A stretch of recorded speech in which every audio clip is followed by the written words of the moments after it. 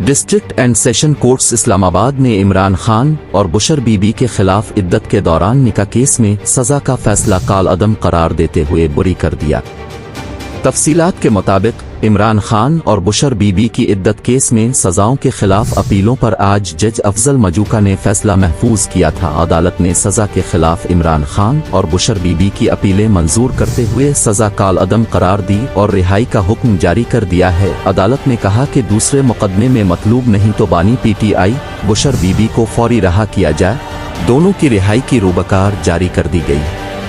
याद रहे कि रवां साल 3 फरवरी को इस्लामाबाद के सिविल जज कुदरत अल्लाह ने बानी पीटीआई इमरान खान और बुशर बीबी को 7 साल कैद सुनाई थी। बुशर बीबी पर इद्दत केस में बुरी होने के बाद अब मजीद और कोई केस नहीं है। फैसले से कब्ल कमरा अदालत सहाफ़ियों और वकला से खिंचाखच भर गया और पुलिस की जानिब से कमरा अदालत से पीटीआई कारकुनान को बाहर निकाला गया। पुलिस ने सहाफ़ियों और वकला को कमरा अदालत में मौजूद रहने की हिदायत की गई। डिस्ट्रिक्ट एंड सेशन अदालत के जज अफजल मजूका ने इमरान खान और बुशर बीबी के खिलाफ दौरान इद्दत निकाह केस में सजा के खिलाफ मरकजी अपीलों पर समाअत की। खावर मानिका के वकील ने दलाइल देते हुए कहा कि कानून कहता है दस्तावेजी सबूत ज़बानी बात पर हावी होगा, ज़बानी तलाक की कोई हैसियत नहीं हो है। इस हवाले से अदालती फैसले मौजूद हैं।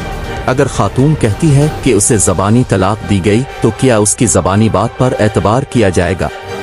सलमान अकरम राजा साहब ज़बानी तलाक को मान रहे हैं कि अप्रैल में हुई।